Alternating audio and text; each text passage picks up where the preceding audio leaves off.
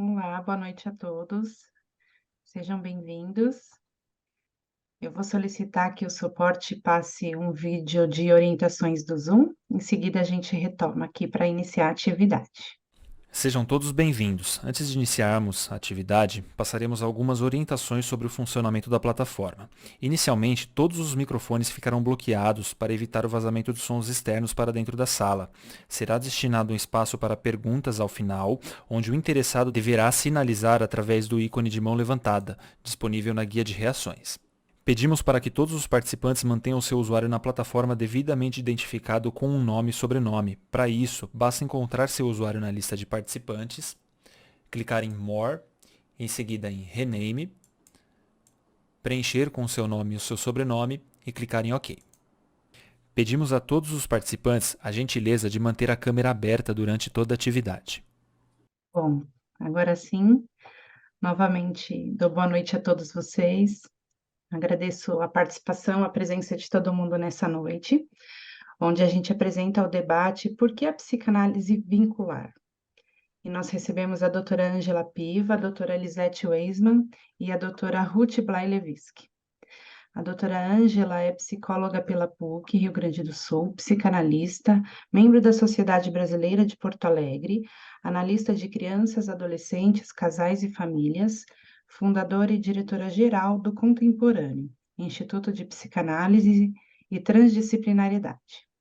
É coautora de vários livros e autora de Vincularidade, Teoria e Clínica. A doutora Lisete é psicanalista, formada em Psicologia e Línguas, especialista em Psicanálise dos Vínculos, mestre em Psicologia Clínica pela PUC São Paulo, pós-doutoranda em Psicologia Social pela USP, membro fundadora da Associação Brasileira de Psicanálise de Casal e Família, membro do Departamento de Psicanálise do Instituto Sede Sapiense, supervisora da Associação Uruguaia de Psicoterapia Psicanalítica e membro fundadora da Associação Uruguaia das Configurações Vinculares.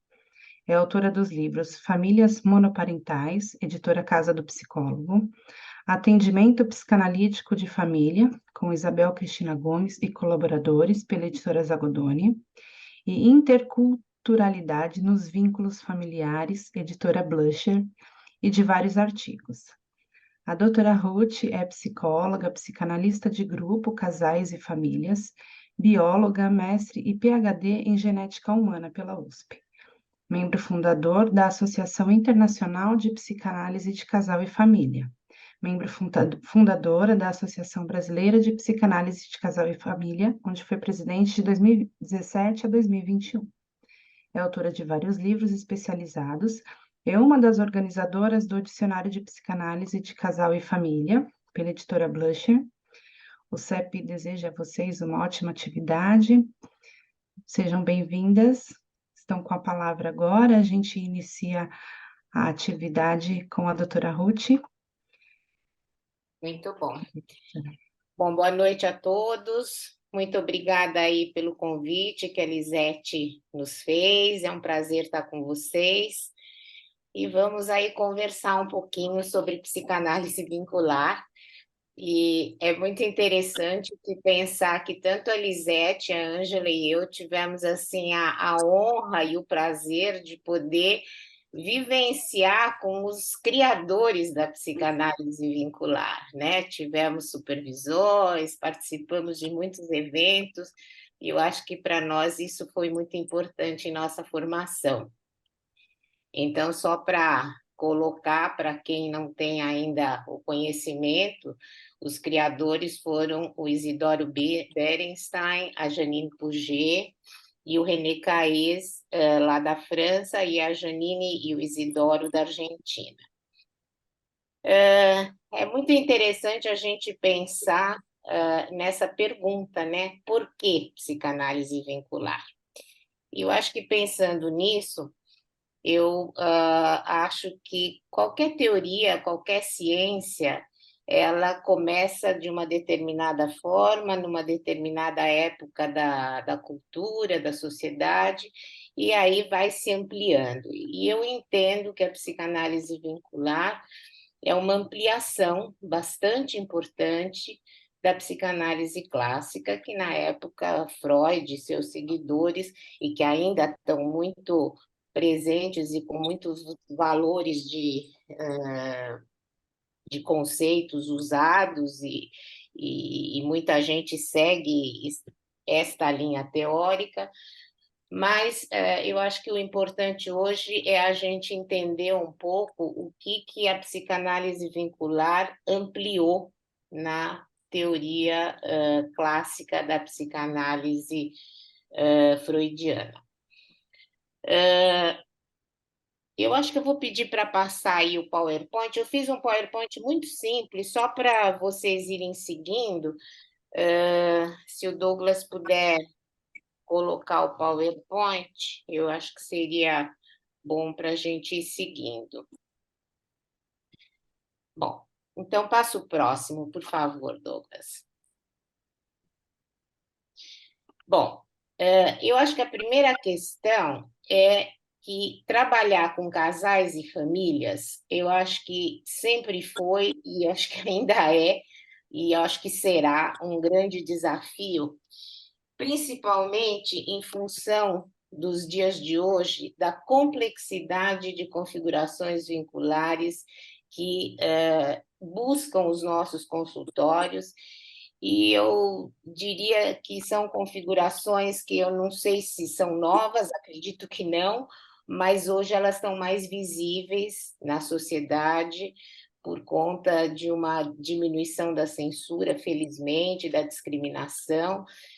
E eu sei que a gente recebe hoje no consultório questões até então que não apareciam, e eu acho que tudo isto gera um desafio muito grande para nós psicanalistas que trabalhamos nessa área, né? O próximo, por favor.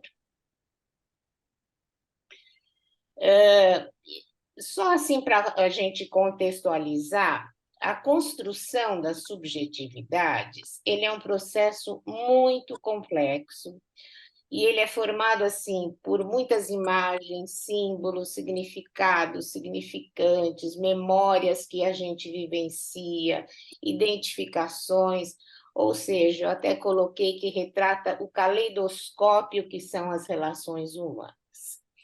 Então, em função disso, já já eu vou entrar na psicanálise vincular, só para a gente ir sentindo, talvez assim, a motivação que a psicanálise vincular foi se enfronhando para construir uma série de conceitos e teorias a respeito. O próximo, por favor. Então, aí eu acho que já começamos a entender o que significa vincular, né? E vincular é uma produção, é um pensar entre, é uma construção de uma trama vincular que se abre para um espaço novo. Eu acho que um dos conceitos mais importantes que a psicanálise vincular traz é o espaço entre.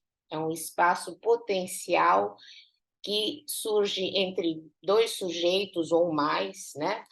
E que a troca, né, entre estas pessoas, na presença, vai abrindo questões novas e que estão ali acontecendo naquele momento. Então, eu acho que esse espaço entre, para quem ainda não tem familiaridade com a psicanálise vincular, é um dos conceitos que vale a pena vocês poderem ler, entender melhor. Hoje, infelizmente, o tempo é curto, eu só vou dar umas pinceladas para vocês entenderem assim os pontos básicos que levaram à construção dessa teoria. E se vocês quiserem, vou fazer até a propaganda do dicionário, onde a Ângela, a Lisete e eu também somos autoras, entre muitos colegas nossos, que exatamente tem esses termos todos para entender um pouco, tanto do ponto de vista do conceito, quanto do ponto de vista da evolução histórica para se chegar nesse conceito, né? Passa o próximo, por favor. Um outro ponto muito importante que a psicanálise vincular traz, e que aí eu acho que, além do entre, que foca muito a troca entre sujeitos na presença, esse espaço, existe uma contribuição que eu entendo como muito importante da psicanálise vincular, que é a compreensão de que a mente ela é formada por três espaços psíquicos. O espaço intrapsíquico, que se refere ao mundo interno dos sujeitos, o inconsciente. O espaço interpsíquico, que é o da relação entre sujeitos, esse que eu acabei de falar para vocês. E o espaço transpsíquico, que é o representante da cultura. Esses espaços, eles se recombinam, eles têm uma complexidade muito grande e todos eles são responsáveis pela formação da subjetividade. Então, por que é uma contribuição muito importante da psicanálise vincular esse conceito da intersecção e dinamismo complexo desses três espaços? Porque na psicanálise clássica, a gente olha para o mundo interno do sujeito. Na psicanálise vincular, a gente olha, tem o interno, tem a presença que está acontecendo ali na hora e tem as mutações que a cultura vai criando transformações na mente. E tudo isto é responsável pela formação das subjetividades.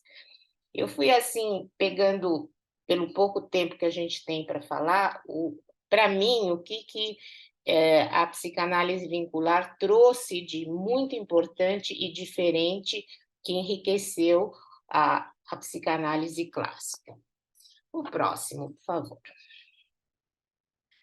Então, a construção dos vínculos ele é resultante da intersecção desses espaços psíquicos que se recombinam de forma complexa, com velocidades, tempos e intensidades descontínuas.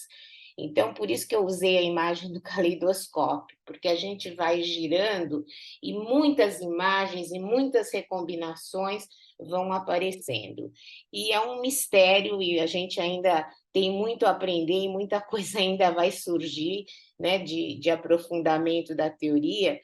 E eu acho que a psicanálise vincular também tem essa característica, porque ela é aberta, é um espaço aberto onde a troca nesse espaço entre vai gerando novas ideias, vão surgindo novos conceitos, e é assim que eu acho que vem a evolução, né?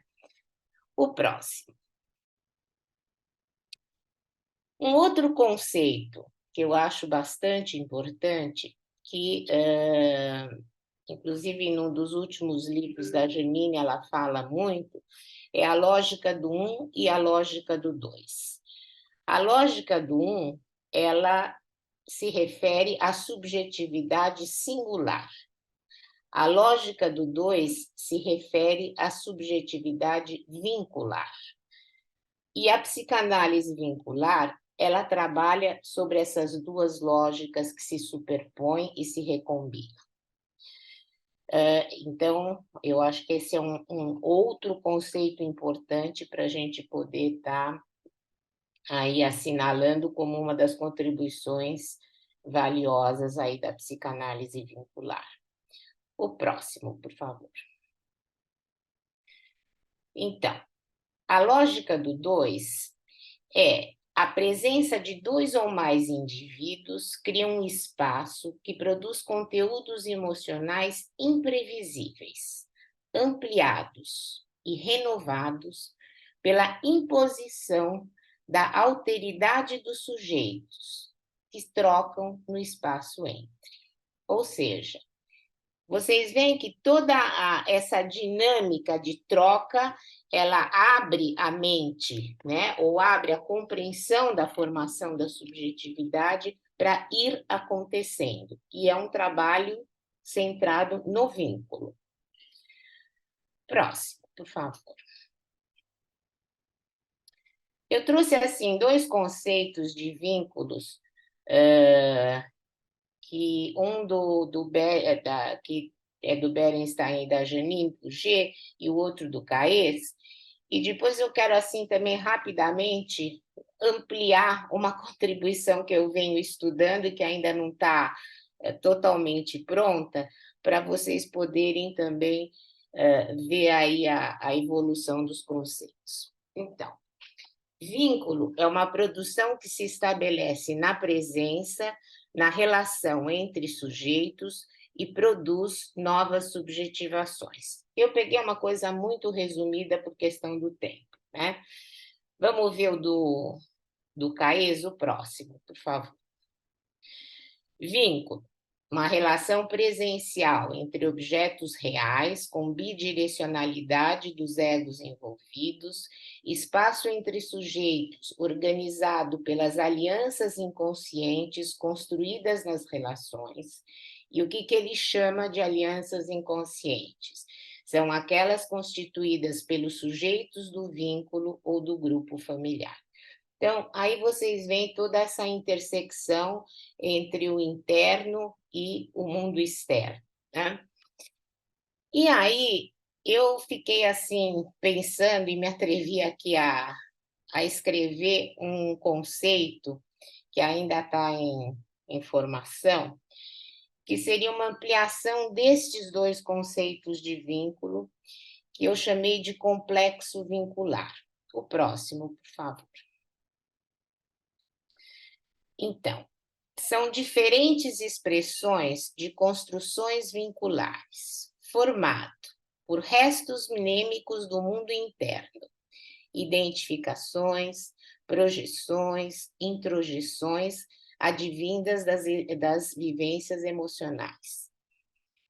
Também é formado pela troca entre sujeitos, envolvido na relação em presença, no espaço entre, e por mutações produzidas pela cultura. Eu fiquei motivada a pensar nessa ideia de complexo, pegando um pouco as definições de complexo do Edgar Morin e de outros autores, devido à complexidade de configurações vinculares que hoje a gente acaba tendo na nossa clínica, né? Então, fica aí uma ideia que eu ainda estou estudando para ampliar, baseada mais na ideia de complexo e não só na relação de presença no vínculo, mas também a forte influência das mutações da cultura, uma vez que hoje a velocidade com que as coisas acontecem é muito grande e sempre é muito mais difícil de metabolizar esse novo. Para não me estender muito, pelo tempo que nós combinamos aqui de falar, eu queria falar para vocês assim, quando eu comecei a trabalhar, eu trabalhava pegando, por exemplo, com criança, numa clínica individual. E eu trouxe assim algumas vinhetas de um caso que me impactou muito, porque da maneira que eu trabalhei este caso e que eu não tinha ainda o conhecimento da psicanálise vincular, hoje eu trabalharia completamente diferente. Então, é um caso de uma menina que era gêmea, ela apareceu no consultório, ela tinha 6 anos, e a queixa era uma dificuldade de aprendizagem. Ela não conseguia aprender a ler e escrever, e não tinha jeito, já tinha feito um monte de testes e coisas, e se chegou à conclusão que devia ser alguma questão emocional. Pegando pelo histórico dessa menina, era a gêmea de um menino que morreu com 1 ano de idade de leucemia. Bom, a coisa foi andando em análise e tal, e eu vou pegar só o finalzinho, uma das últimas sessões, 1 mês antes de terminar o trabalho, que me pareceu assim muito elucidativa. ela falou assim para mim: olha, você vai ser minha boneca de pano. Então você vai ficar em silêncio, só vai olhar para mim, mas não vai falar nada, e você vai fazer tudo o que eu te falar para fazer.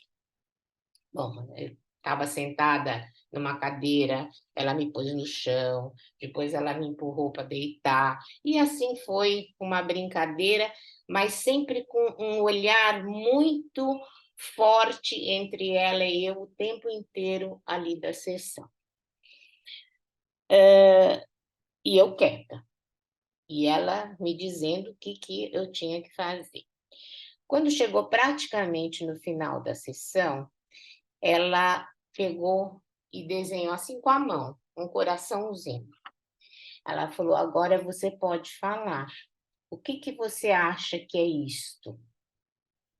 Eu fiquei muito emocionada, eu me lembro na sessão. Eu falei: eu acho que isso é vida. Você agora está dizendo que nós duas podemos falar uma com a outra, dizer o que cada uma pensa, o que cada uma sente. Eu acho que nós duas estamos vivas. E terminou a sessão. Gente, daí um mês, esta menina estava lendo e escrevendo. Quer dizer, estava tudo lá dentro, mas estava reprimido. Por que eu contei esse caso? Porque eu acho que hoje eu não trabalharia do jeito que eu trabalhei neste caso. Eu trabalharia a família. Porque havia uma dificuldade muito grande, principalmente da mãe, elaborar o luto pela perda deste filho que faleceu com 1 ano. E a boneca de pano era ela, né? Que, de repente, enquanto esse luto não pôde ser elaborado, ela não podia estar viva, ela era a sombra do irmão morto. Então, hoje, se eu recebesse um caso assim, eu trabalharia a família. Eu acho que é uma outra visão, é uma outra maneira de lidar com o sintoma.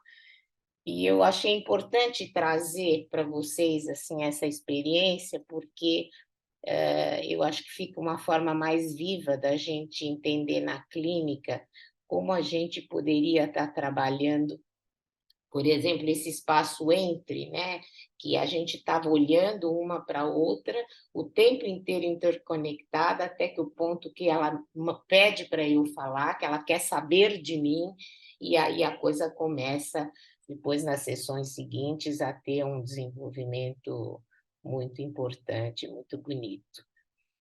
Eu acho que, em termos teóricos, que foi a proposta que eu ia falar, eu acho que é mais ou menos umas pinceladas de termos aí que, na minha percepção, eu acho que são definições importantes que a psicanálise vincular ampliou, né, da psicanálise clássica. Não sei se a Lisete, a Ângela, depois quiserem complementar alguma coisa, por favor. Então, muito obrigada. Passo para a Ângela aí a palavra.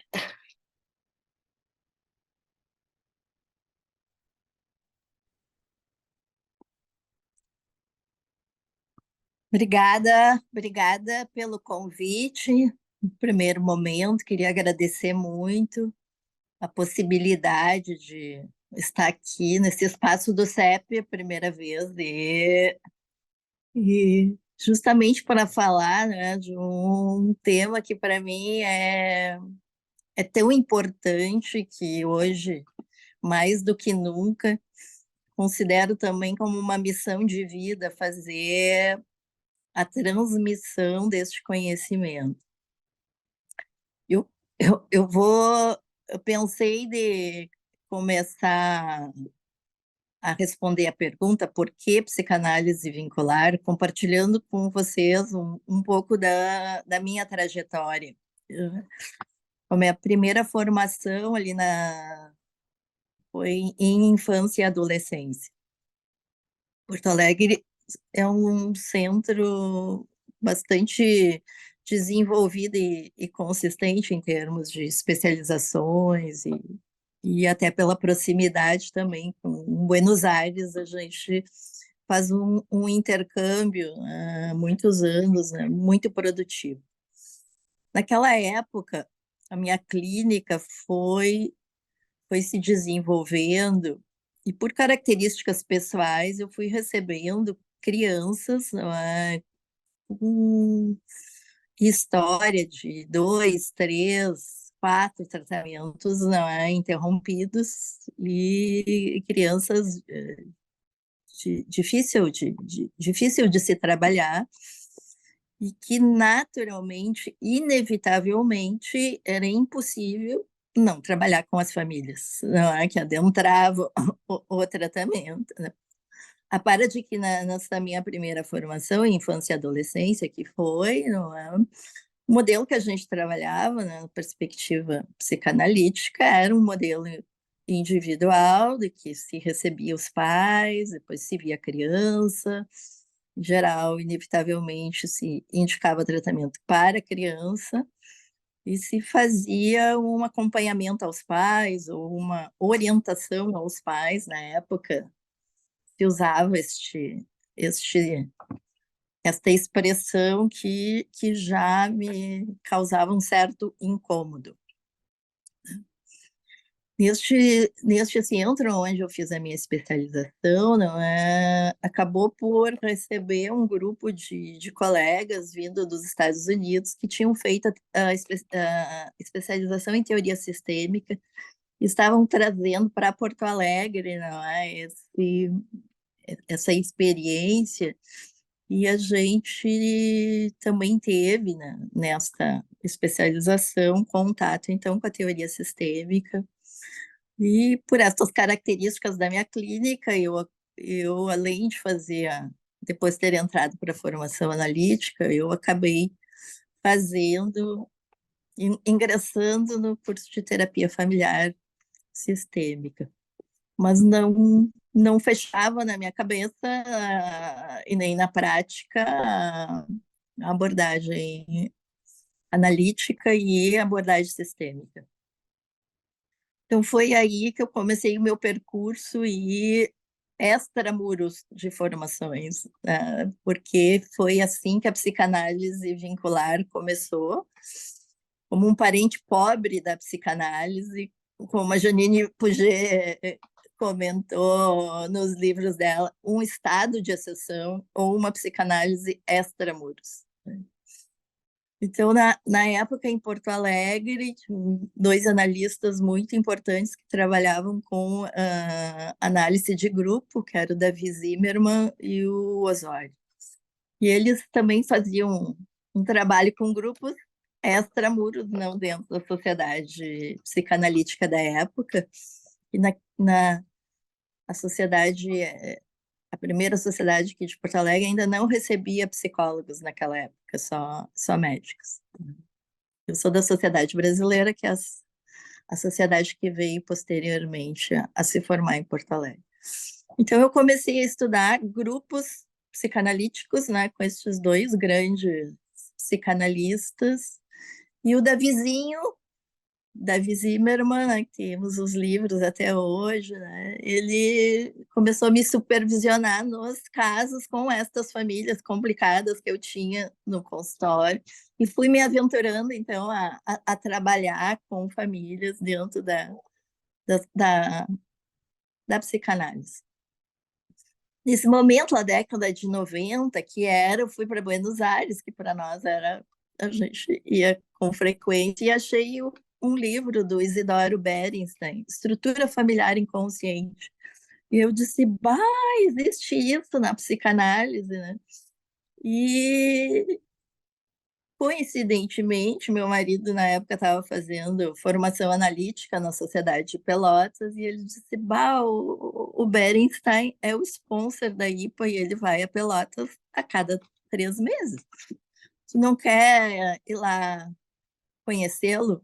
E aí eu fui com o livrinho embaixo do braço, me apresentei para ele, disse que eu estava estudando, né? E ele disse, Ângela, mas a gente tem em Buenos Aires, na Associação de Psicologia e Psicoterapia de Grupos, né, uma especialização. Eu disse, doutor, impossível, eu não tenho como ir para Buenos Aires toda semana. E aí ele disse assim, mas eu tenho feito grupos de estudo pela América Latina, se tu montares um grupo, eu posso ir a Porto Alegre. E foi assim, então, que começou a psicanálise extramuros, num grupo de estudos no meu consultório. Depois, na época, levei para a instituição que eu estava ainda trabalhando, de infância e adolescência. O espaço ficou pequeno, porque começou a ficar conflitante com a teoria sistêmica, com a abordagem de especialização de criança tradicional e com a perspectiva vincular. E daí surgiu, há 26 anos, então, o Instituto Contemporâneo, que tem uma especialização em psicanálise vincular. Então, por que psicanálise vincular? Porque eu acho que a psicanálise vincular, ao longo destes anos, então, né, eu tive, a Ruth falou, o privilégio de trabalhar com esses psicanalistas, e que são o Isidoro Berenstein e a Janine Puget. E acho que, em termos de transmissão, o que mais importante eu recebi como legado deles é a capacidade, a possibilidade de interrogar os conceitos. Né? Então, acho que a primeira questão que eu acho muito importante, por que psicanálise vincular? Porque tem esta posição, né, que depois fui entender mais, né, desde a filosofia, que o Derrida tem quando ele propõe o trabalho de desconstrução. Desconstrução é uma atitude intelectual, filosófica, de interrogar os conceitos com os quais a gente trabalha, pensando o seu contexto de origem. E quando eu falo em contexto, estou falando em contexto sociocultural, intelectual,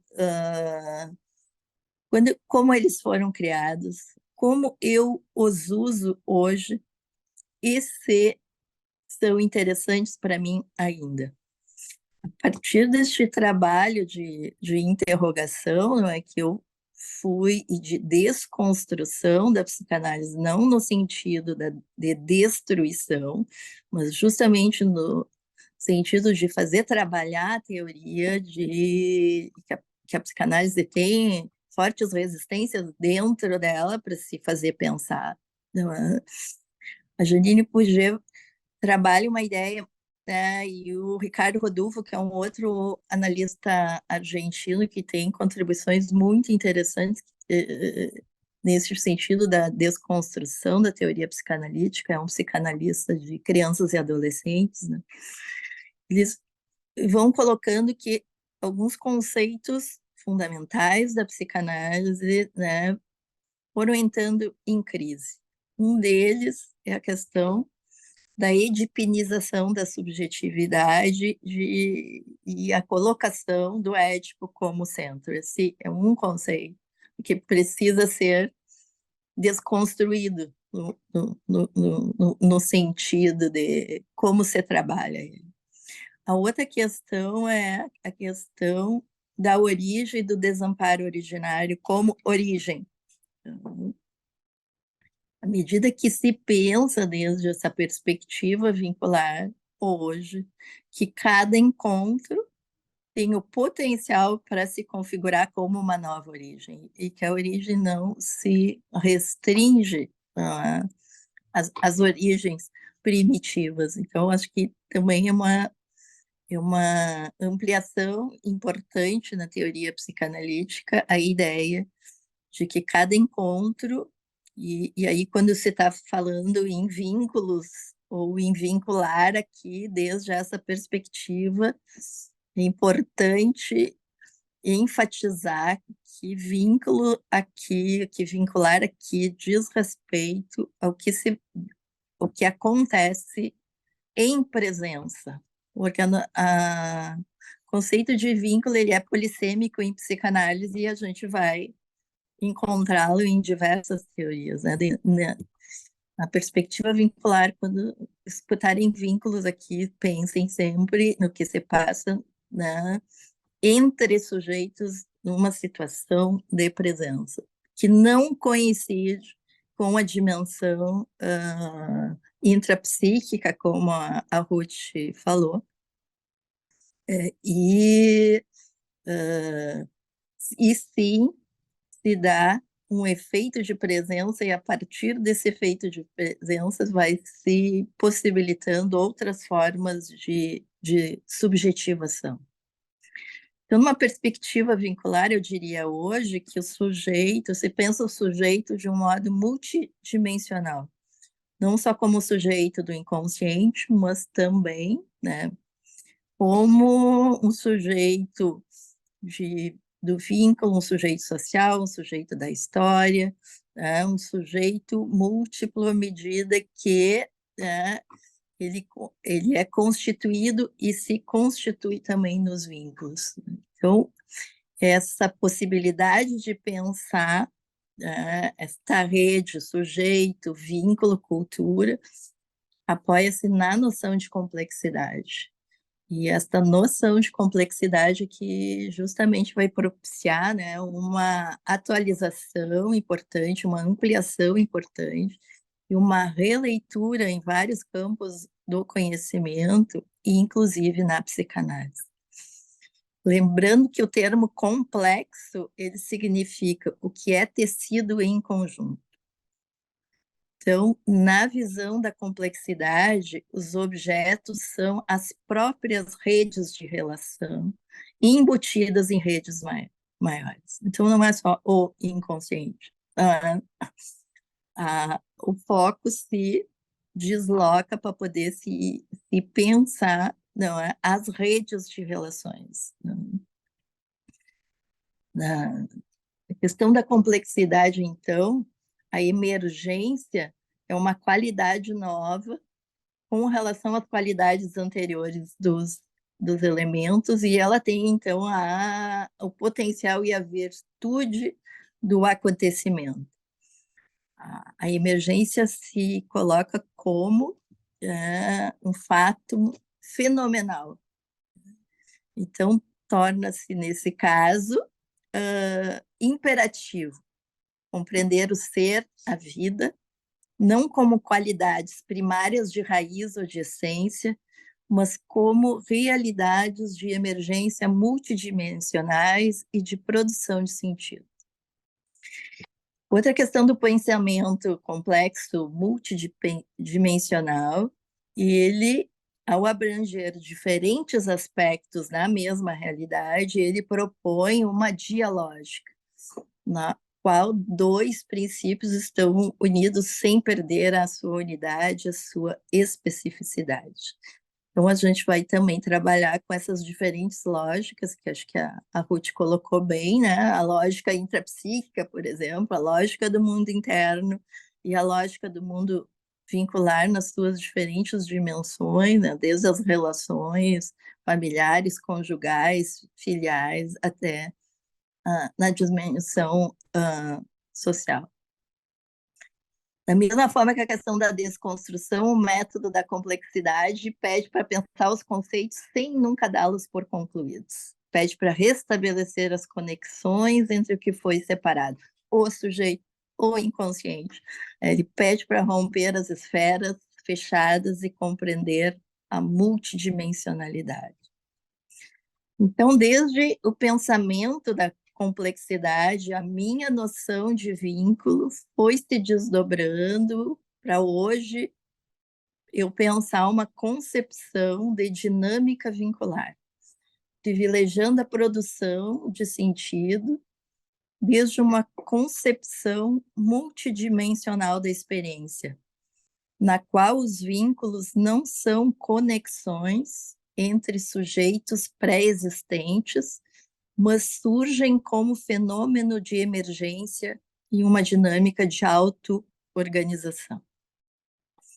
E não se trata aqui de propor que o vínculo seja o centro, porque onde existe centro, necessidade de um centro, existe hegemonia de um fator único sobre o outro, e isto seria reducionista.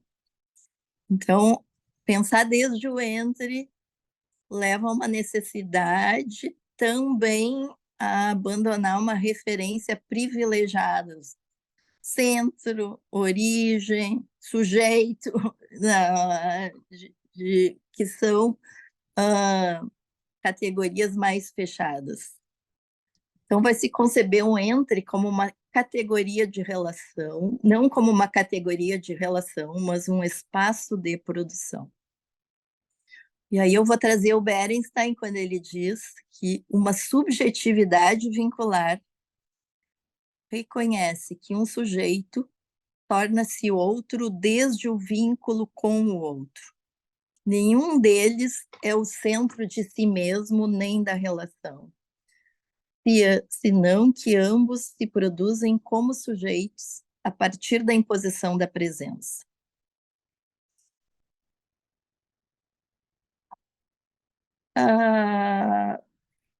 E uma outra questão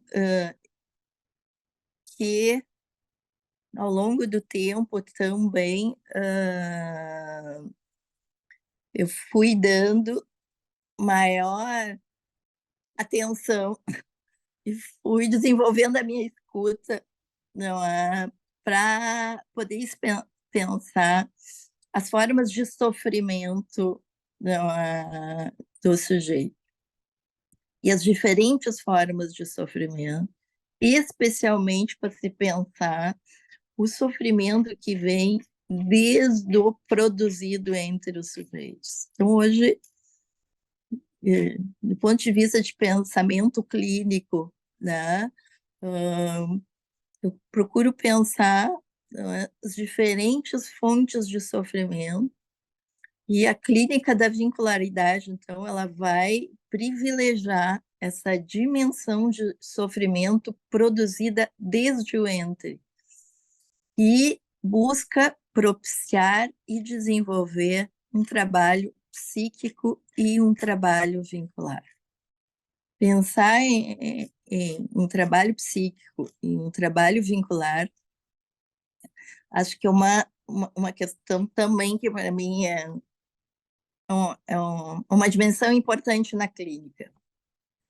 Então, retomando, hoje, eu penso o vincular como um processo contínuo de encontro e desencontro, como um campo de produção, como fenômeno de emergência.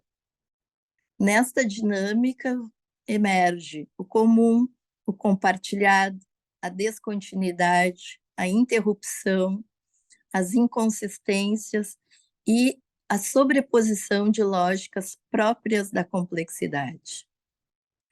Desde o meu ponto de vista, então, eu também considero importante destacar que a par de reconhecer a categoria da diferença como um conceito-chave para o vincular, me parece também indispensável não perder de vista a dimensão do encontro, do compartilhado, da criação de um espaço-tempo de ilusão que permita enfrentar as vicissitudes dos processamentos da diferença que o trabalho vincular demanda.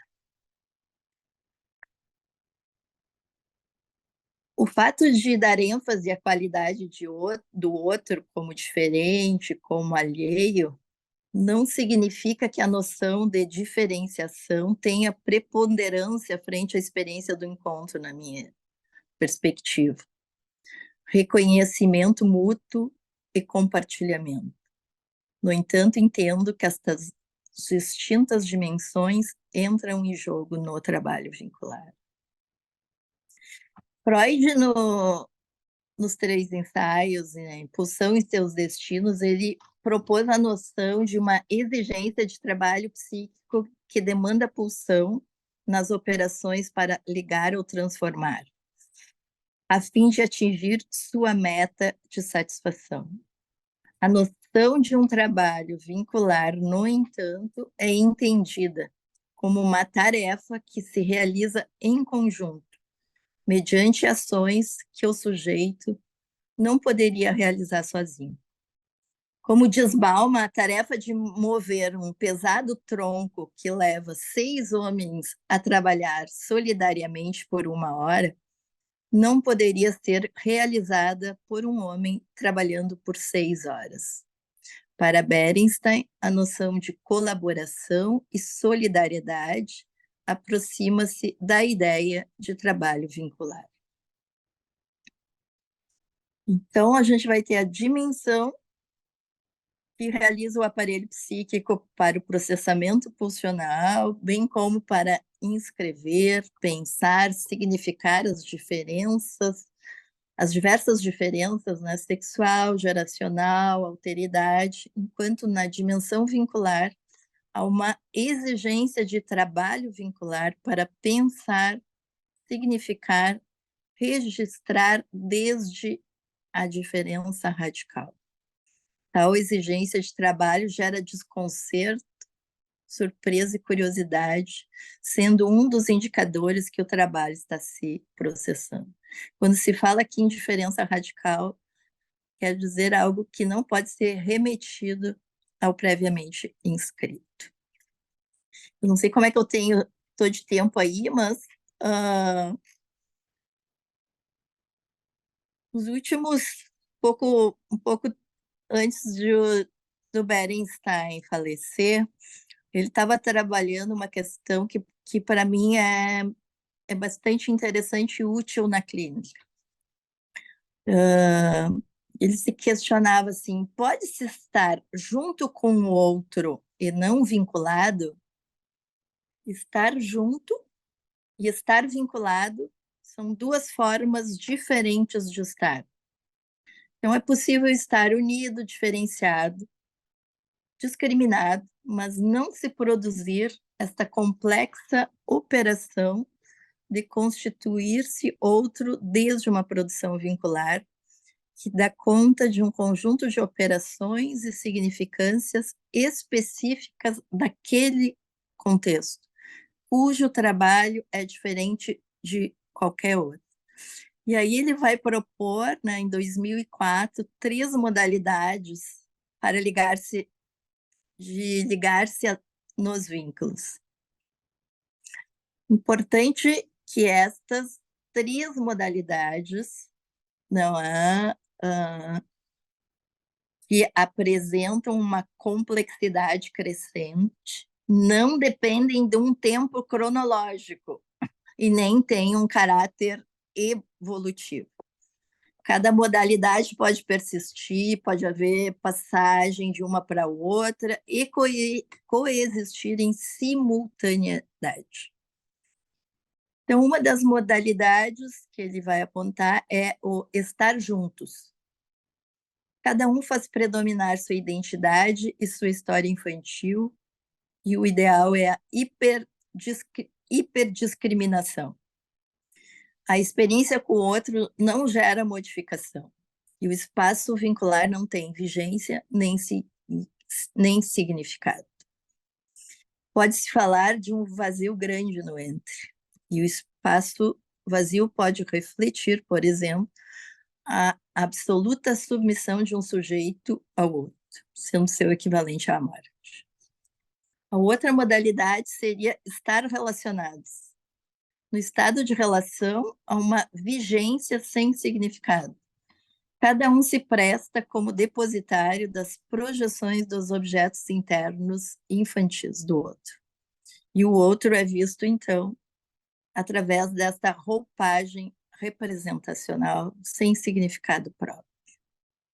E o estar vinculados, que exige lidar com a presença do outro, a qual impõe trabalho para fazer lugar ao que não pode ser recoberto e coincidente com a representação. Então, isso vai inaugurar outro modo de ser e de fazer, os institui como pessoas com forte marca de novidade. Esta é uma operação pela qual, em conjunto, em casal, em família, os sujeitos adquirem marcas não existentes previamente, ou seja, não derivadas do infantil. Isto é da ordem do acontecimento. Já me avisaram aqui que que estourei o meu tempo.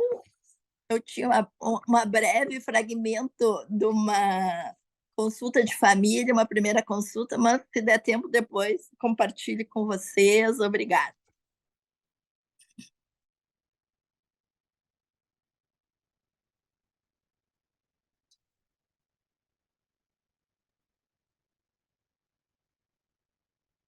Bom, muito bom estar novamente aqui, armando um debate interessante para depois ter várias trocas. Tiveram trocas também no chat, em função das ponências, tanto de Ruth como de Ângela. Geralmente, nos seminários clínicos, quando eu trago casos ou de casal ou de família, todo mundo fica mais, como isso existe? Então, achei bem importante poder compartilhar com vocês que tem outros formatos de trabalho que foram se adaptando ao século XXI e que fomos saindo, talvez, de um formato estritamente psicanalítico, individual, ortodoxo, para ir pensando em dispositivos vinculares e formatos que se adequam aos pacientes que vêm a bater nas portas do consultório. Então, queria ler para vocês um trabalho. Eu quedei encarregada de trabalhar a parte clínica e poder pensar como a clínica nos faz repensar a teoria. A clínica sempre me ajudou a pensar e orientou meu trabalho, então por isso achei bem importante.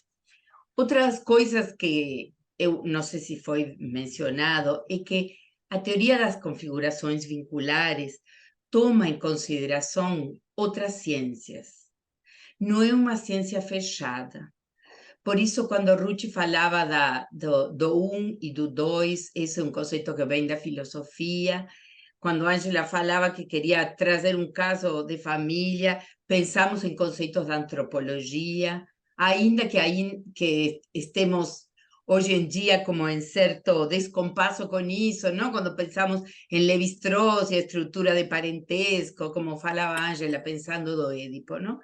Mas eu acho que a possibilidade de abrir a psicanálise para conversar com outras teorias nos dá uma amplitude na cabeça, não? Que nos faz sempre requestionar. E eu acho interessante o que a Ângela diz, porque realmente Isidoro e Janine deixaram essa semente na gente, não? Bom, escrevi um trabalho, vou lendo e comentando também. Os pacientes do mundo contemporâneo vêm bater na porta de nossos consultórios para solicitar um espaço de acolhimento e compreensão para suas dores e angústias que os assaltam. Como dar conta desses sofrimentos contemporâneos e escutá-los dentro da situação vincular que os mesmos trazem? Talvez, antigamente, não tínhamos as ferramentas que nos permitiam, como analistas, escutar um discurso vincular e compreendê-lo como tal. Lembro, quando começamos a trabalhar, que as pessoas perguntavam, mas como você pode escutar no consultório tantas pessoas? Você escuta a história de cada um? E não se trata disso, não? Tanto quando as minhas duas colegas falam do entre, o paciente é o vínculo. E isso é o que temos que escutar. Que é o que acontece entre um e o outro? Importa a história individual, mas não somente. Então, vamos pensar numa história vincular, além de toda a parte da cultura e do social, não?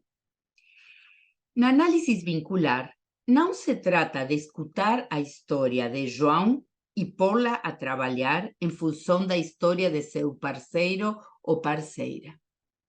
Estamos falando de escutar um discurso vincular, no qual os pacientes e o analista estão fortemente implicados. Temos o cara a cara e o analista também faz parte da cena vincular. Mas isso também permite outras coisas que talvez não sejam percebidas na análise individual e no divã. Escutamos assim o entre que gera esse vínculo, ao mesmo tempo em que os junta e os separa, sempre em conflito, como todo vínculo e todo sujeito, conceitualizado pela psicanálise. Janine Puget dizia que tínhamos que nos amigar com os conflitos. Também comentava nas aulas que os casais e famílias que vinham nos consultar achavam que ia sair da experiência analítica sem problemas.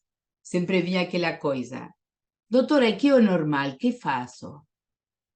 E, na verdade, na medida em que esses vínculos vão virando mais complexos, de que se acorda a curiosidade, as coisas que não se entendem, e que esses casais e famílias vão se requestionando situações anteriores, o que aparecem são mais desencontros, para gerar encontros novos. A máxima freudiana que pensa o sujeito como um ser em conflito nunca será abandonada pela psicanálise. O mesmo acontece na clínica vincular ao considerar o vínculo como paciente. Apelemos à clínica em busca de algumas respostas. Quero contar que eu vou trazer algumas vinhetas para dar luz sobre isso que estava colocando. As vinhetas são uma produção ficcional, a um ponto que depois que vou escrevendo e rememorando algumas coisas, é difícil para mim distinguir de que paciente estou falando, porque eu acho que a vinheta é uma rememoração, um trabalho que o analista faz depois de sua clínica. Então, deixa de ser o paciente em si para ser o analista aquele que lembra e põe a trabalhar essas questões.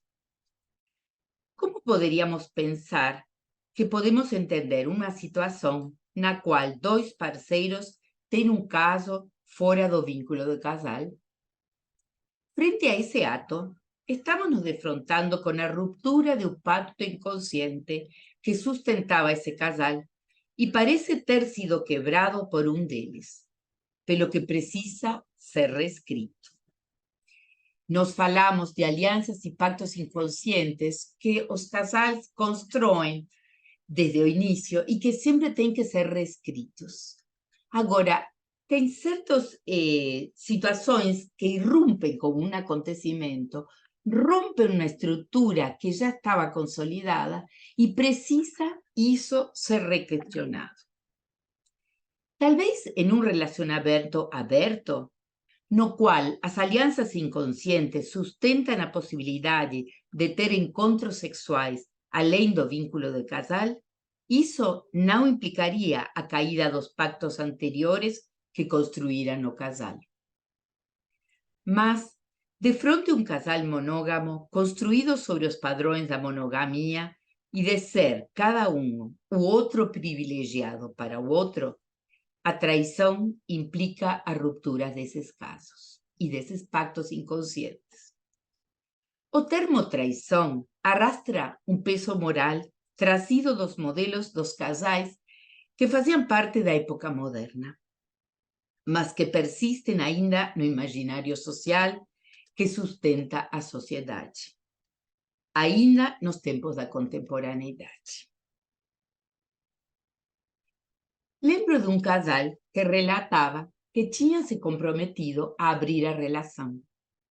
Mas no momento em que um deles começava a se vincular significativamente com o terceiro, aquilo implicava uma ruptura do pacto anterior, já que isso não era tolerado. O terceiro do casal aberto tinha que operar simplesmente como um objeto, já que quando o mesmo se transformava em sujeito, com alguma significação afetiva, isso não era tolerado por aquele que ficava fora como excluído. E aqui estou falando de diferentes pactos e acordos que os casais fazem e que a contemporaneidade traz, em função da multiplicidade de relações e de vínculos que vemos, também a possibilidade de armar diferentes contratos que surgem dentro de cada um dos casais. Eu lembro que Miguel Spivakov sempre falava que nos tempos modernos os casais sabiam qual era a ruta, digamos. tinha como um formato armado. Primeiro tinha que achar um parceiro, tinha que casar, depois comprava casa, comprava os móveis, tinha filhos, como se fosse uma forma. E agora a contemporaneidade oferece uma gama de possibilidades tão alta e tão grande que às vezes os sujeitos não sabem como fazer com essa pluralidade de possibilidades. Eu lembro um paciente que eu atendia individual e ele se separa e começa a sair e ele vem e diz: eu já não sei mais como ser homem, porque antigamente ser homem eu me aproximava das mulheres, agora elas se aproximam de mim, eu não sei como fazer. Então, essa contemporaneidade rompe alguns padrões, frente aos quais temos que voltar a pensar. Nós também. Quando começamos a pensar família e casal, eram uns da época moderna, agora são outros. Então, os pacientes nos interpelam a nos requestionar, não? Na clínica vincular, os efeitos dos atos caem em cima do vínculo, que tem que dar conta da ruptura de acordos e dos efeitos dos atos de cada um respeito ao outro. Ela diz, uma paciente diz: você me machucou, você não pensou em mim nesse momento. Ele responde: eu estava tão sozinho e a mulher me abordou, não consegui dizer que não. Eu me pergunto, que efeitos tem esse discurso na escuta conjunta na sala de análise? E aí poderíamos ver uma diferença entre esses juízos ou essas sentenças manifestadas num consultório individual, a diferença quando tem no casal lá. Porque num consultório individual, cada sujeito fala de suas fantasias, de suas representações, mas o outro não está aí. Não está aí para corroborar ou não. A presença do outro não está presente, não está. Quando alguém denuncia alguma coisa e o outro está escutando, eu acho que de alguma forma marca uma responsabilidade ao respeito do outro, não? Aí tomamos alguns conceitos.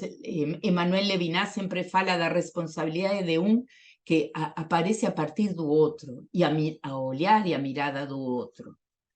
Então, poderíamos aí estipular um trabalho bem diferente. Os dois choram. Os atos produzem efeitos subjetivos também no vínculo. Algo se quebrou, mas também algo da ordem da dor consegue ser escutada no entre dois. Ela pergunta: podemos compor essa dor? Tem forma de evitar isso? Como faço para apagar o fato de saber que não sou nem fui a única mulher dele?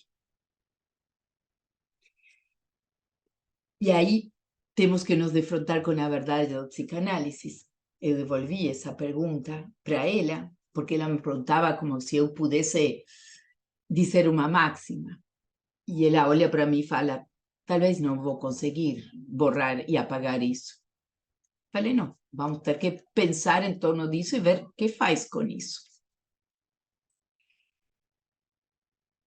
Gostaria de aclarar aqui, nesse ponto, como penso as vinhetas clínicas para sustentar a ética profissional. Ficamos discutindo entre nós três se deveríamos gravar ou não gravar esse encontro por causa da ética profissional. Então, fui a buscar algum respaldo teórico que também sustente minha posição ao respeito disso, não? As vinhetas clínicas constituem relatos ficcionais que a analista constrói com base em sua clínica para lançar luz sobre a fundamentação teórica citada. A criação dessas vinhetas é pensada por alguns autores como um sonho conjunto do analista e seus pacientes, já que são escritas pelo analista depois de acontecidas, armando-se como se fosse o trabalho do sonho, que recria essa clínica logo após sua realização. Por isso eu falava que não era uma anamnese psiquiátrica, nem era um relato linear de casos clínicos. É alguma coisa que passa pela mente do analista. Pensamos a vinheta clínica como uma articulação ética que nos habilite a ilustrar a teoria e a bibliografia para incluir a diferença como instância que opera na direção da mudança dos vínculos. As vinhetas são situações que pretendem ilustrar uma verdade que os textos teóricos trazem e constituem-se como uma forma de afirmar a clínica por meio da ficção como intermediária entre a literatura e os extratos de casos reais. Edson de Souza nos diz que é deste lugar que a psicanálise pensa o caso que não devemos confundir com a história do paciente. Não é uma apresentação biográfica, é uma ficção clínica resultado de uma hipótese teórica. Assim é a forma em que eu represento os casos. O objeto de minha pesquisa no trabalho clínico é construir estratégias por meio das vinhetas como ficção a serviço da verdade que a teoria sobre os vínculos oferece. A analista, por meio das reminiscências dos casos clínicos, constrói uma narrativa entre realidade clínica e ficção para iluminar a alteridade nos vínculos. Essas construções implicam as lembranças analíticas da analista, que parte de sua experiência e pretende trazer suas contribuições por meio da escrita como uma forma de elaborar, processar e transmitir a clínica. Fica assim exposta uma analista que trabalha com a clínica vincular na construção de casos ficcionais para lançar luz sobre a temática da diferença, o outro, alteridade nos vínculos. Gostaria agora de assinalar consultas de casal que, a meu modo de pensar a clínica, somente podem ser trabalhadas em vínculo. E aí, frente à pergunta inicial de por que a análise vincular, eu acho que essas vinhetas podem tentar aclarar uma forma de nos aproximar a uma conflitiva que talvez não teria como uma base para ser trabalhada no individual. Um casal consulta online para ser ajudados em seu projeto de continuar morando embaixo do mesmo teto, separando-se como casal, mas propondo-se a continuar convivendo para sustentar a coparentalidade, em função da filha deles. Hoje em dia, uma das grandes apostas também é que não necessariamente a parentalidade tem que ir conjuntamente com o casal. A parentalidade pode ser gerada por um sujeito, pode ser um encontro fortuito e um deles quer continuar com a parentalidade, ou seja, a parentalidade se separa na concepção da contemporaneidade daquilo que era pensado antigamente, da aliança, não? E aí tomamos o conceito de Lévi-Strauss, que para constituir uma família, primeiro tinha que se constituir um casal, e no nascimento de um filho, aí se constitui a família. Tudo isso é requestionado. Casais que decidiram não ter filhos podem se considerar família. Outros que têm um cachorro e acham que eles formam a família.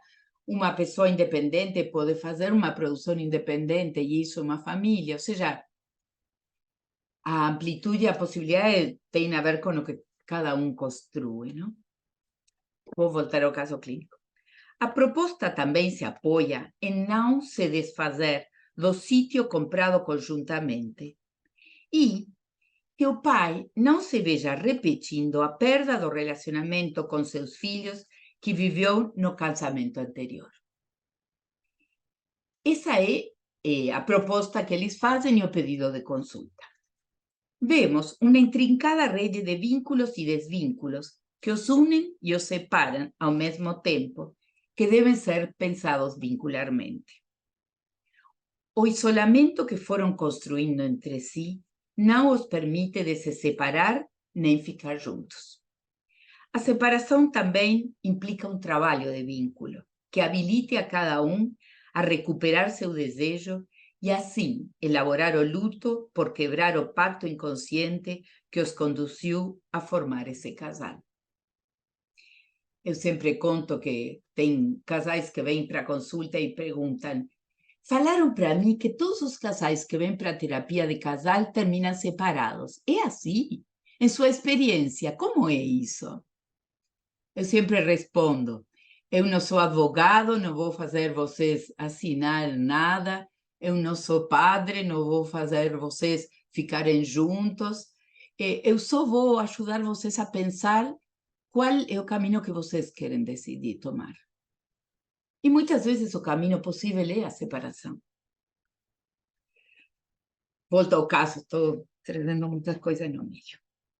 Ela já estava na análise individual, mas o mesmo não dava conta do complexo da situação, pois só na análise conjunto seria escutado o entre dois para tomar a decisão.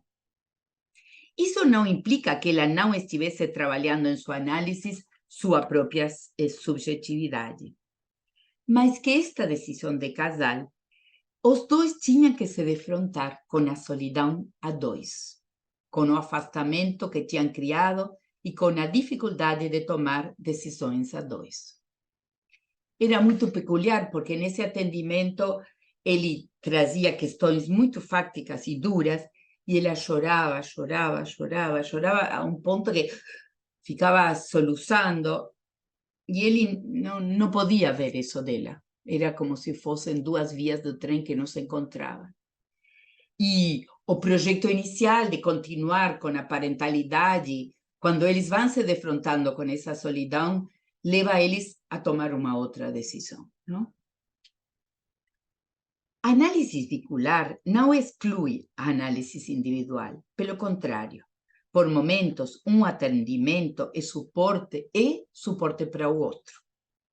Muitas vezes, a analista individual de um paciente vê a necessidade de que o casal ou a família tenham um espaço de análise para pensar aquilo que criam em conjunto no entre.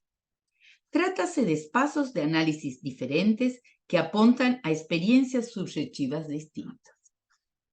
Outra peculiaridade que mostra as diferenças no trabalho analítico é quando os pacientes nos dão a possibilidade de trocar com seus analistas individuais e vemos como cada sujeito é diferente na situação analítica na qual está. Lembro de uma mulher que era calada e submissa na análise vincular. Só escutava o que o esposo estava falando. Quando, por sua vez, na análise individual, aí eu soube, porque ele autorizou que as colegas conversássemos entre nós, verbalizava seu desconforto pela situação de casal, na qual não conseguia pôr em palavras esse desconforto na análise vincular. Dessa forma, vemos como ambos espaços podem retroalimentar-se e ser suporte, ainda tratando-se de espaços diferentes. Foi interessante, mas que aos poucos ela vai ganhando alguma possibilidade de pôr em palavras seu desejo, mas foi muito difícil também chegar a isso. Gostaria de terminar com as palavras da literatura, eu gosto muito dos textos da literatura. Ángeles Mastretta é uma escritora mexicana que nos diz: a vida está feita para nos desconcertar. Continuemos nos desconcertando e pensando nas mudanças que precisamos fazer sempre para não criar uma psicanálise detida e sim criar uma psicanálise sempre em movimento. Muito obrigada.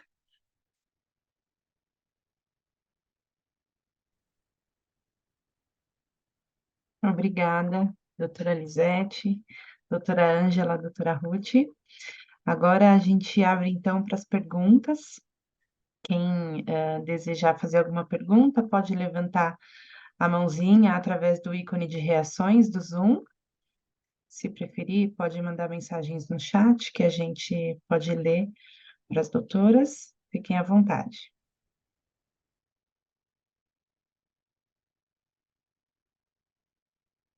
Tem várias mãos.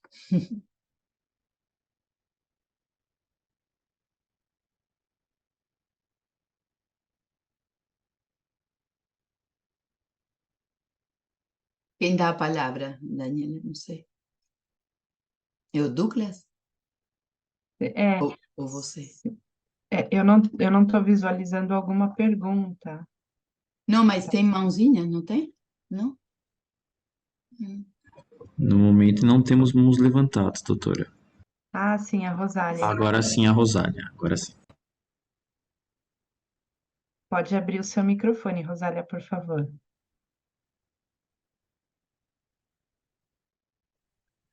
Ah, bom, depois dessa apresentação em conjunto, assim, magnífica, que me fez pensar muitas coisas, né? Eu gostaria de saber se nós estamos articulando a mesma coisa que vocês, né? Trabalhando com a psicanálise dos vínculos. Eu trabalho com um grupo e nós temos estudado já há mais de 15 anos a psicanálise de família e casal, visto por uma perspectiva um pouquinho diferente, usando os mesmos referenciais que vocês estão usando, Janine Puget, Angela Piva, né? Weissman, e eu gostaria de perguntar o seguinte: nós sabemos que a escuta,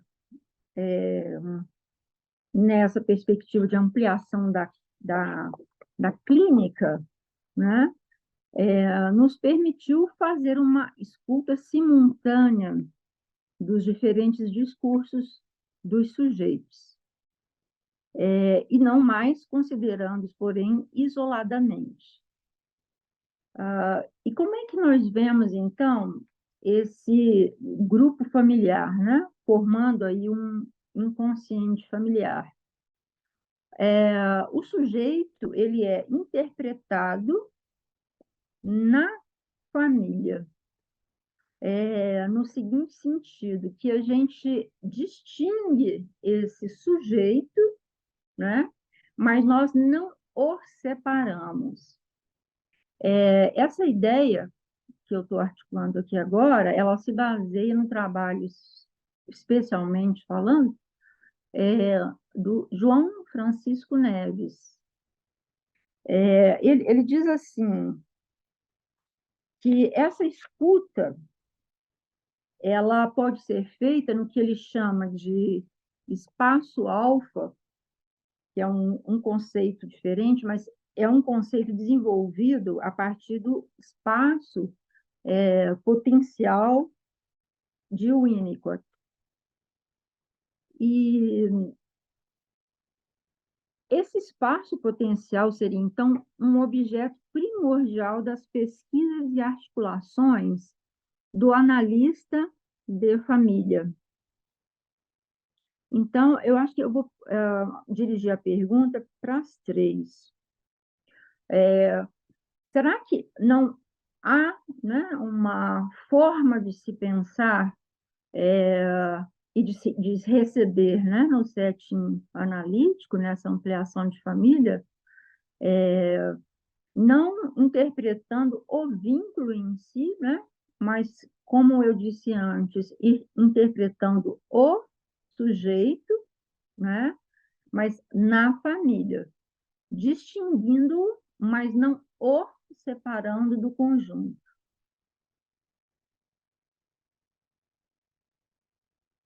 Eu não sei se a minha pergunta ficou clara, né?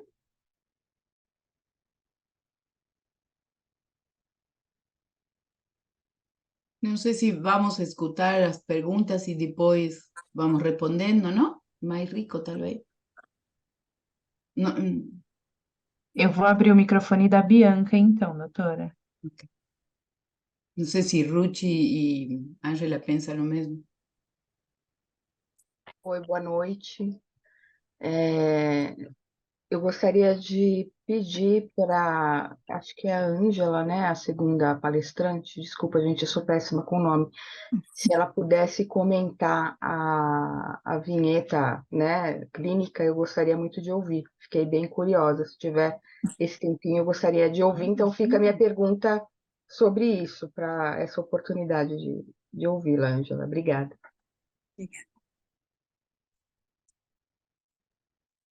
Então, eu vou liberar o microfone do Eduardo, para vocês poderem comentar. Olá, boa noite, brigadíssimo por essas exposições tão brilhantes. Uma pergunta bem óbvia e elementar, e talvez a você, Ângela. Essencialmente, em que a psicanálise vincular se difere da terapia sistêmica? É uma pergunta de leigo mesmo, mas você, na sua fala, e ali, você, a equação não fechava. Desculpa, isso acho que talvez imaginando as melhores. Mas, enfim, a pergunta está posta. Qual é a diferença essencial? Grato. Também.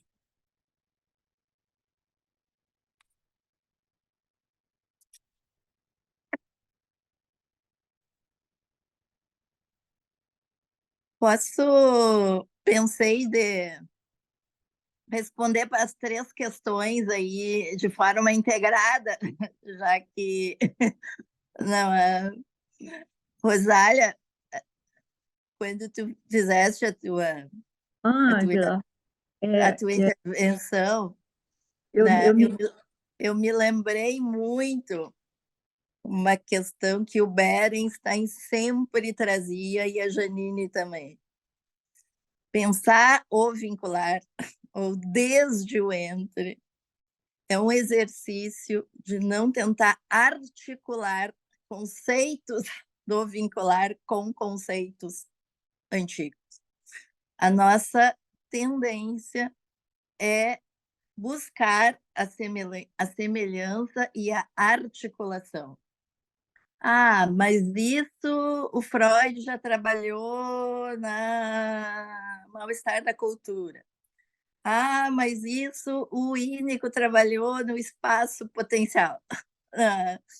Então, acho que o primeiro desafio seria pensar, né, ou vincular, sem procurar articulações. Então, acho que seria uma posição também, né, teórica neste sentido, de que se escute, se pense os conceitos sem tentar articulá-los com conceitos já conhecidos. Aí, eu vou ler, então, rapidinho o fragmento de uma sessão de família, porque aí para poder juntar com essa ideia de não articular e pensar isso desde a clínica e também responder aí para o Eduardo o que diferencia a questão com a teoria sistêmica e a psicanálise vincular. Essa é uma pequena vinheta clínica, ela está autorizada, porque ela é um atendimento que, enfim, foi feito numa clínica escola do contemporâneo, então eles previamente autorizam sem identificação a que se possa trabalhar o material e publicar. Então, é uma primeira sessão, né, com uma família com 2 adolescentes, sendo que o menino estava realizando atendimento individual na clínica, na nossa clínica, no ambulatório. A procura se deu por dificuldades dele, enfim, na escola, estava muito mal na escola, e a terapeuta que estava responsável pelo caso, enfim, foi vendo uma série de questões e indicou, então, uma terapia de família.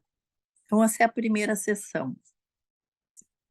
O filho questiona: quantas vezes nós vamos precisar vir aqui?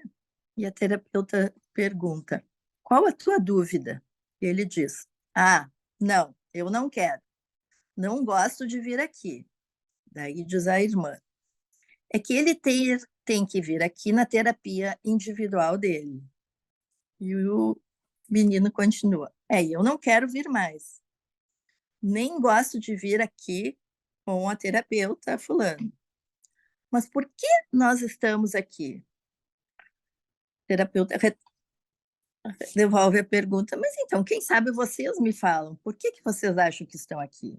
E a mãe diz, é por tua causa, filho, que não para quieto, que vai mal na escola, briga com todo mundo, arruma confusão em casa. E o filho, ah, é? Então vamos começar pelo pior. E tu, pai, que me bate, briga comigo, me chama de gay, de bichinha e é machista. E o pai diz, não, eu não te bato, filho. E o filho retruca. E ainda por cima é mentiroso. E a filha diz, bate sim, pai. E o mano me bate também. Me chama de puta, de vagabunda. E a mãe, ah, isso é verdade.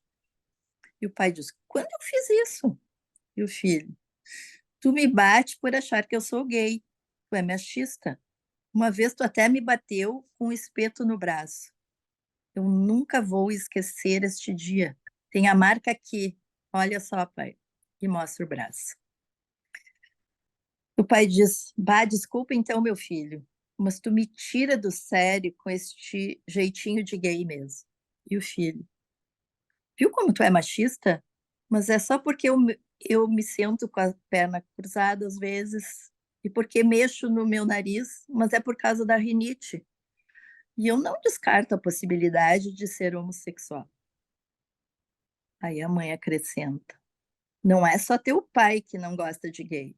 Eu também não gosto. Tu sabes que eu odeio o homossexual.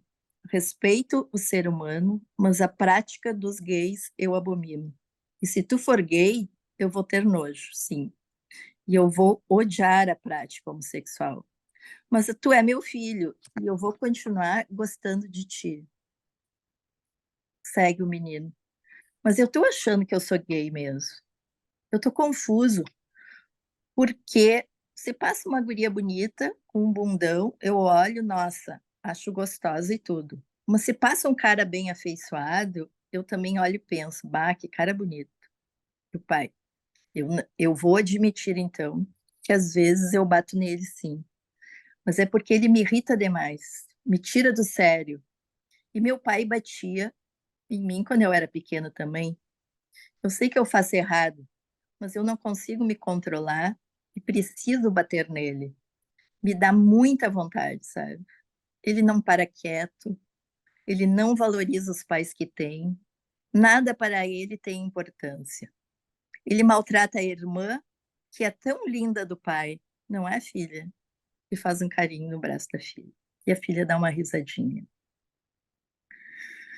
Aí diz a terapeuta, mas então tem algo que vem de geração para geração, então, que é uma forma de violência na família. O avô batia no pai, o pai que bate no filho, o filho que bate na irmã. Não. Aí diz o pai, bah, então isso vai ter que mudar. Né? Ah, eu até gostei daqui, diz ele. Aí diz o menino, lá na escola também me batem. Olha aqui. Aí ele mostra um roxo na perna. Me chamam de bichinha, só porque eu tenho a bunda grande. E a mãe disse, eu já te disse, guri, que eles têm inveja de ti porque tu é bonito, loiro, de olho azul. E eles ficam zoando e tu cai direitinho. Aí diz o pai, ele tem mesmo a bunda bem bonitinha, é gordinha, sabe? Ele também tem, eu também tenho. Nós também temos a bunda bem gordinha. Eu vou parar aqui, que eu acho que tem vários elementos, não é? Para a gente poder pensar desde a perspectiva vincular. Na sistêmica, Eduardo, diriam que este menino é o bode expiatório, ou é o paciente identificado. Não é? Ele vem para consulta e nós entendemos ele. É como um porta-sintoma, alguém que porta algo do seu sofrimento, mas também importa algo de toda esta forma de estar junto, que é violenta, incestuosa, altamente incestuosa, não é? E paradoxal. Olha que uma comunicação paradoxal aqui, ó. Isso é a coisa mais valiosa que se tem no dispositivo vincular, que as pessoas em presença se apresentam. Né? Então, olhem esta forma de se dirigir ao filho. Não é, diz a mãe, não é só o teu pai que não gosta de gay, eu também não gosto. Tu sabes que eu odeio o homossexual, respeito o ser humano, mas a prática dos gays eu abomino. Se tu for gay, eu vou ter nojo. Sim, e vou odiar a prática homossexual. Mas tu é meu filho e eu vou continuar gostando de ti. Isso se chama... E aí vem lá que começou, tem coisas muito interessantes ali que os sistêmicos trabalharam, não é? Que é um tipo de duplo vínculo, comunicação enlouquecedora, onde o sujeito fica sem saída. Como assim? Eu odeio a prática homossexual, mas tu é meu filho, eu vou te amar, mas eu odeio. Quer dizer, uma injunção anula a outra, impede o sujeito de pensar. É muito diferente pensar esse menino, esse adolescente, com dificuldade na escola, não é? As suas dificuldades, enfim, pessoais que ele tem. Mas como é que alguém vai aprender se ele vive num, né, contexto de tanta violência, onde um tipo de comunicação violenta é essa de colocar a criatura num paradoxo? Comunicação de duplo vínculo impede a pessoa de pensar. Porque se uma ideia anula a outra, não tem possibilidade de pensar, porque não se trata de conflito, se trata de uma situação de ambiguidade. Então, esse é um pequeno exemplo de por que se pensa, às vezes, que uma indicação de tratamento vincular é necessária, importante, e eu acho, assim, para quem analisa de criança e adolescente, mais ainda, não é? Porque existem tempos, não é, que as coisas precisam acontecer quando se é criança e quando se é adolescente, e às vezes esses processos são obstaculizados, né, pela situação vincular onde se produzem.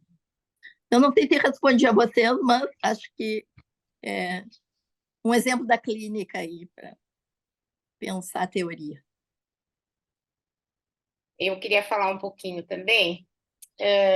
Eu concordo plenamente com essa ideia que a Ângela trouxe, que até a Janine falava da gente não articular com outras teorias, mas eu acho que a gente poderia fazer um exercício como entender a evolução do pensamento para chegar na psicanálise vincular. E eu até escrevi um pouco essa trajetória e essas transformações no trabalho, e exatamente eu cito o Winnicott que você trouxe. Eu penso que o Winnicott, quando ele fala não existe mãe sem bebê, eu acho que é um início da ideia da intersubjetividade, onde ele também traz a questão do ambiente. Mas a diferença básica, central do Winnicott para a psicanálise vincular é que o Winnicott trabalha no mundo interno, no inconsciente. Então, quando a gente só trabalha como projeção no outro, o olhar é completamente diferente de trabalhar dos efeitos da presença, como a Ângela acabou de trazer, por exemplo, nesse caso. Quer dizer, a presença propiciou que se uma série de questões ali aparecessem, né, no setting da terapia, que não é algo só do inconsciente como projeção, mas é algo que o encontro propiciou que emergisse essas questões. Então, eu não sei se eu te respondo, mas eu acho que é partir de um olhar completamente diferente, né, um do outro. Eu até me lembrei de um caso, e eu atendi de um caso de uma mediação, que uma pessoa que trabalhava na linha sistêmica estava trabalhando na morte de uma empresa, era uma empresa familiar, aí o pai morreu subitamente e tinha que ter toda uma questão ali de se trabalhar como é que ia ser a questão da empresa, com quem ficaria, qual seria a porcentagem para cada um e tal. E essa empresa estava trabalhando tal, ali focada vamos dizer, muito objetivamente na questão, e não conseguia, não saía do lugar porque os irmãos não se entendiam e tal. E aí me encaminharam o caso e eu fiz a terapia dos irmãos. Então, tinham irmãos dos dois lados, porque o pai tinha casado 2 vezes. E o que foi aparecendo de pactos, de discórdias, de lutos, mas assim, vocês não podem imaginar o que estava emperrando ali, que se discutisse objetivamente a questão da sucessão da empresa. Então, até eu acho interessante, porque é uma abertura até da psicanálise vincular para até trabalhar com essas outras questões. Então, não sei se eu te respondo. Están preguntando do dicionario, y ahí fui buscar É, para vocês verem. o dicionário ele tem tanto escrito no livro, assim, como tem também online. Então, vocês podem entrar em contato com a editora Blucher, que ou eles vendem o livro, ou no site da editora Blucher, vocês podem também comprar o formato online. Eu queria tentar responder um pouquinho. Não entendi bem, Rosália, como trabalha, mas eu fiquei pensando isso que você traz, do sujeito interpretado na família, não? Porque uma coisa é interpretar a família, e outra coisa é pensar o sujeito individual dentro da família, até que ponto como isso se sustenta, não? Porque eu acho como vai poder escutar isso, esse sujeito, e se não é como uma erupção, uma coisa é interpretar sobre a psique de cada um na análise individual, mas quando os outros estão escutando, talvez é um erro nosso que sempre fui pensando que é o que se gera entre eles, não somente nas histórias individuais, para poder pensarlo, não? Por eso no se anulan, son tipos diferentes de trabalhos. O trabalho individual se precisa para uma coisa e o vincular para outra, não são um melhor que o outro. E depois queria falar sobre esse caso que traz Ângela e queria contar uma coisa. Leva muito tempo para que uma família consiga chegar a falar essas coisas que ela diz. Porque às vezes parece que é mágica, assim sai. E eu acho que se precisa um tempo para que esses sujeitos comecem a construir na transferência a possibilidade de trazer o que é a queixa, não? A queixa verdadeira. Então, eu acho que é importante pensar isso. E outras coisas que Ruchi falava sobre a presença. A diferença que tem a relação de objeto com o vínculo é que na presença não podemos anular o outro. Na presença não podemos dizer que o que o outro está falando não existe. Só se trata-se de um psicótico, um esquizofrênico. Então, é muito forte. E aí tem toda uma discussão em torno à transferência, contra-transferência e interferência, que é um outro tipo de trabalho, em que não se pode anular o outro. E tem uma questão que os vínculos geram. Não tem representação anterior para poder conceitualizar o que está acontecendo. Se geram situações dentro do consultório a dois importantes. Estou pensando em um caso de... Ela tem análise muitos anos, eles começam um análise, e aí, depois de um tempo, ele tem que revelar uma coisa, e decide... Primeiro, ele imagina que vai vir para a sessão de casal, ele vai revelar isso e vai ir embora.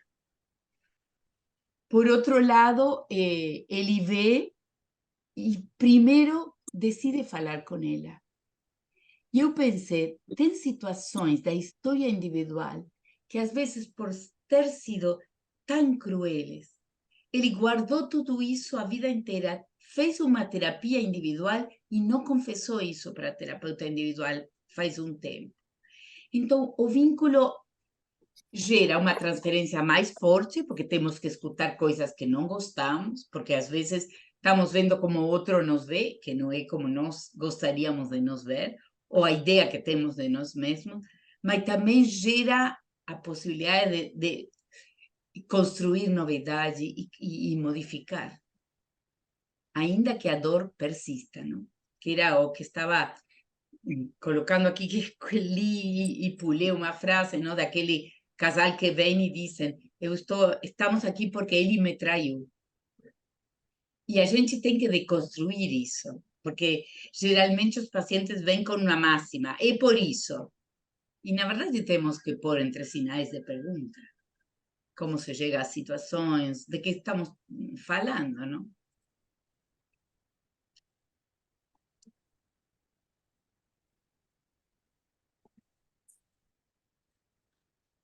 Não sei se tem mais perguntas. Ou não precisa ser uma pergunta, podem intervir também.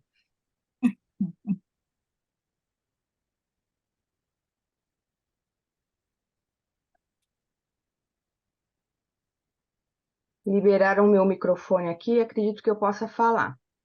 Eu escrevi no chat a pergunta, eu vou ler.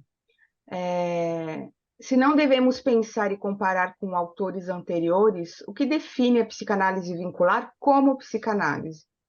É uma pergunta genuína que me deixa em dúvida. Uhum. Boa pergunta. Rosália, pode fazer a pergunta?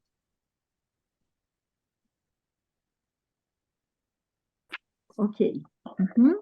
Bom, agora é dentro já de uma tentativa de compreensão e de entendimento, né? O vínculo, então, eu estou fazendo para todas, tá? A pergunta. O vínculo, ele é o suporte da transmissão psíquica. Mas me parece também que o vínculo não é a relação entre as pessoas, né?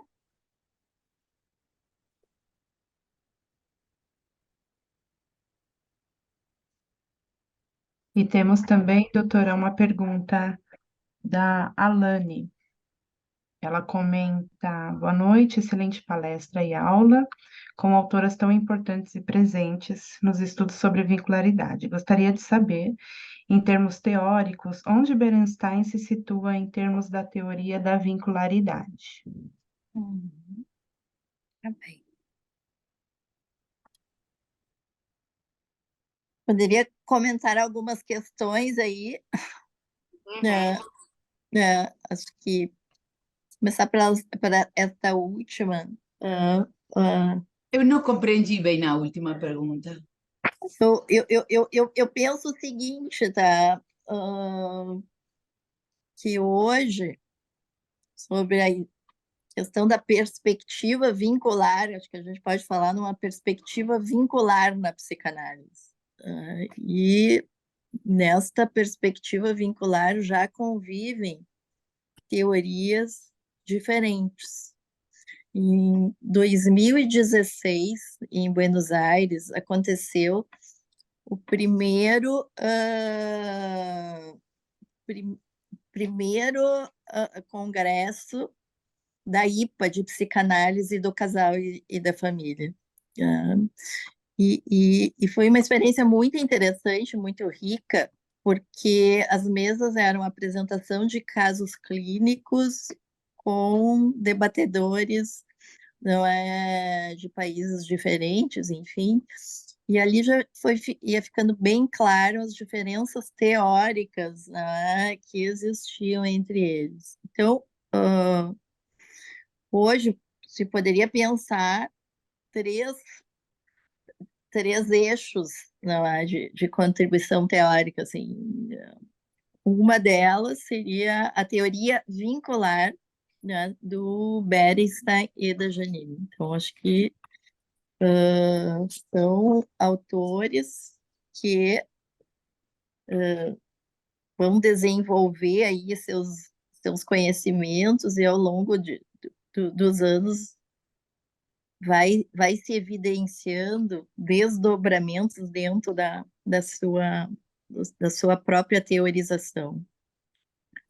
Um outro modelo seria o modelo, não é, que a gente vai ter os desenvolvimentos teóricos do René Cailles, que é um psicólogo, psicanalista francês, né?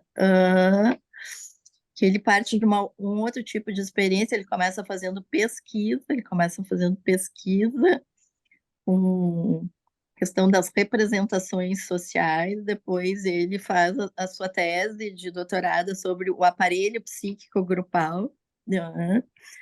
E ele vai tratar de propor uma ideia de uma nova tópica, uma terceira tópica, que mantenha o objeto como o inconsciente como objeto da psicanálise, não é? Mas tratando de teorizar, né, essa dimensão de inconsciente extratópica, né, que se dá nos agrupamentos. E aí ele vai falar diferentes produções, né, de inconsciente no agrupamento, como porta-sintoma, porta-sonho, né?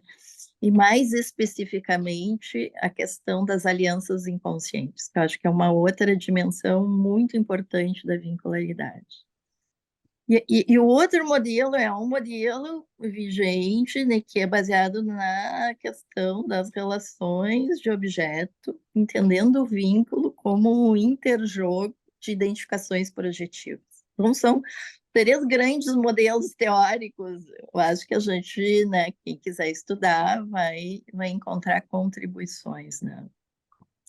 Como eu opero hoje, eu pensando a vincularidade, pensando desde uma perspectiva de diferentes dimensões da vincularidade, eu aproveito tanto os aportes teóricos do René Cailles, porque ele vai desenvolver essa dimensão da vincularidade ligada ao comum e o compartilhado, para fazer uma aliança inconsciente. E aí a gente está trabalhando com um conceito da psicanálise, que é o inconsciente, mas é um inconsciente que a gente tem que ampliar a ideia de inconsciente, né, para incluir essa noção de aliança inconsciente e a partir daí se pensar, por exemplo, a formação de um sintoma. Ele vai dizer que em toda relação existem alianças. Para existir um vínculo e uma relação, tem que existir essa dimensão de alianças inconscientes. Porque este espaço do compartilhamento é necessário. E a partir daí que ele vai se separar da Janine e do Berenstein, porque eles vão entender e vão trabalhar a ideia, e toda a teoria vincular deles da última fase tem a ver com o que se dá desde o desencontro, desde a diferença. Então, tem diálogos já bem interessantes entre essas duas teorias, né? Eu trato de entender isso como dimensões diferentes da vincularidade. Aproveito as duas, não é? Porque vai ter momentos onde a gente vai trabalhar desde o desencontro, desde a diferença, vai ter momentos que a gente vai ter que necessariamente trabalhar a questão das alianças inconscientes, especialmente na sua perspectiva psicopatológica. Então, acho que tentando integrar as respostas aí. Eu entendo, compartilho com você, Ângela, e eu lembro muita gente perguntar, mas psicanálise vincular é psicanálise? Que eu acho que vem de encontro à tua pergunta, né? E aí eu vejo assim, gente, tem muitas maneiras de se conceituar vínculo, né? E eu entendo a psicanálise vincular como uma ampliação, um outro olhar que eu acho que até então não se percebia esse efeito da presença, né, dessa produção do novo no espaço do entre sujeitos, mas eu curiosamente estava vendo outro dia que o Bion ele fez uma citação, porque ele trabalhou, ele foi o primeiro que, assim, dentro da psicanálise, começou a se preocupar com vínculos, né, no sentido de ele olhava como é que as relações nos grupos, quando ele começou a trabalhar, né, durante a Segunda Guerra, e ele acabou definindo os pressupostos básicos, e depois definiu o vínculo do amor, do ódio, e até o Zimmermann, que a Ângela trouxe, que era uma pessoa maravilhosa, que era muito amiga nossa também, minha, do meu marido, ele definiu um quarto vínculo, né? Ampliando também a ideia do vínculo do Bion, que foi o vínculo do reconhecimento, né? Então, eu acho que são ampliações de pensamentos, de percepções, e tudo isso é psicanálise. E eu acho que uma vez um colega perguntou: você trabalha em que linha? É freudiana, é isso, aquilo? Olha, eu acho que eu trabalho na minha linha, porque eu juntei tantos autores dentro de mim que hoje eu não sei responder que linha eu trabalho. Então, é um pouco isso que a gente está falando, né? Esse novo que emerge, que surge e que incomoda, inclusive, porque te faz rever, pensar, te faz olhar algo que você não via. Então, eu entendo como ampliação a psicanálise vincular. Eu diria que também é psicanálise porque parte da ideia do inconsciente e acredita no inconsciente, a sexualidade. E eu acho que a riqueza parte de repensar, porque Freud escreveu no século XIX e os pacientes eram outras. As histéricas que Freud via, hoje estamos vendo outras patologias, outras angústias, e temos que repensar a teoria em função disso. Então, eu acho que a clínica sempre corre na frente das teorias e as teorias vai correndo por trás tentando dar conta dessa clínica, não? Sérgio queria falar, não sei quantos minutos temos, Daniela.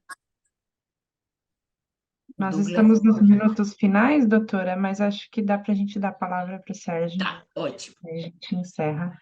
Pode ativar. Está liberado, Sérgio. Espero que seja rapidinho. No depoimento da Ângela, ela citou aquela história lá e alguma coisa me incomodou, que foi duas palavrinhas muito simples, né? Nojo e filho. O nojo é a parte que a pessoa sente pelo comportamento, e o filho é o amor que ela sente porque ele é filho, simplesmente assim.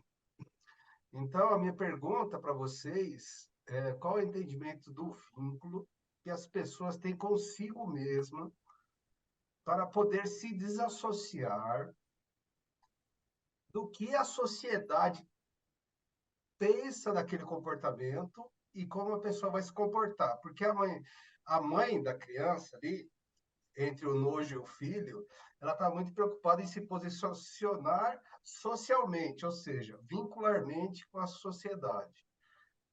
Não é uma baita falta de vínculo consigo mesmo e não poder se definir o que de fato, como ela quer tratar aquela situação que ela está vivendo? Então a pergunta é essa: não falta muito vínculo pessoal conosco mesmo, que nos transforma por conta de todos os outros vínculos em outra pessoa?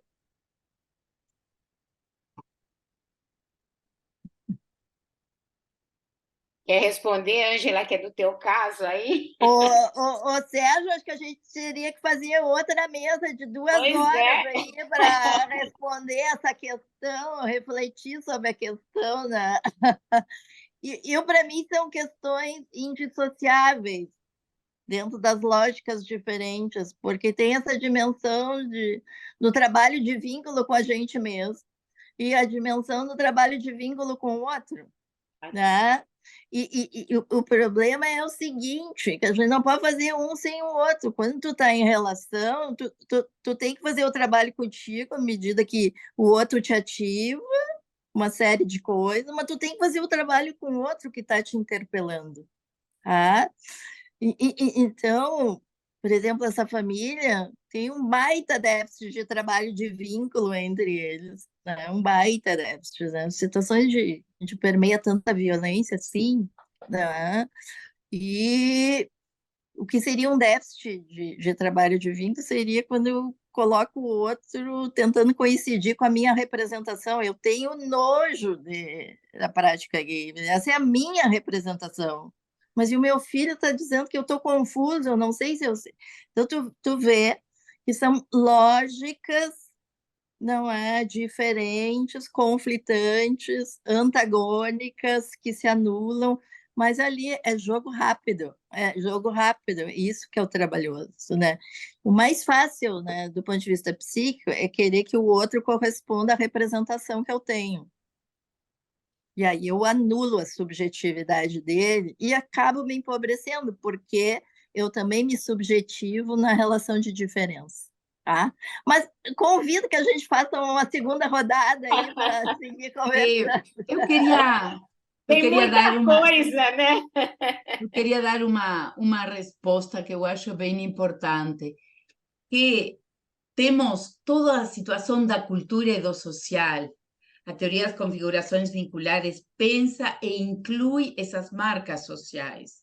Então, o que você falou, ela tem nojo, fazemos parte, esses preconceitos também fazem parte do nosso psiquismo. E eu lembro que Janine Puget falava que nós nunca fomos interpretados nessa área da cultura e do social, mas fazemos parte de uma sociedade e, em função disso, podemos pensar como se faz um casal, como se faz uma família, fazemos parte de certos padrões, e eu tenho trabalhado bastante a interculturalidade, por trabalhar com estrangeiros em várias línguas, e isso surge muito, não?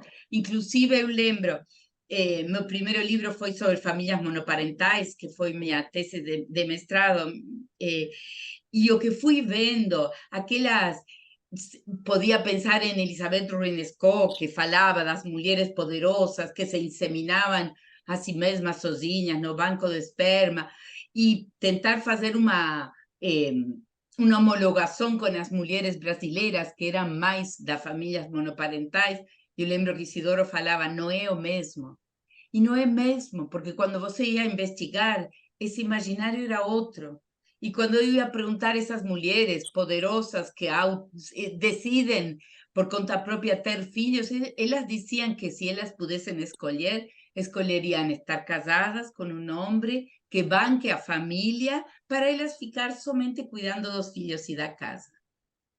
Então, aquilo que nós achávamos que era um preconceito ou uma ideia, ia por água abaixo. Então, eu acho que essa é a riqueza também, considerar a cultura e o social como marca e representação.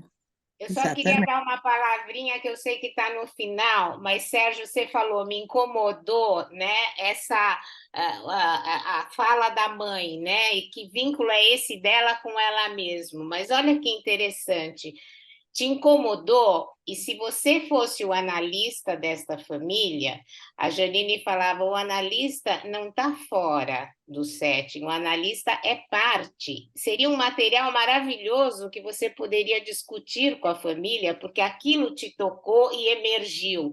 Então, é toda uma trama analista-pacientes ali que se enredam e se formam no aqui e no agora.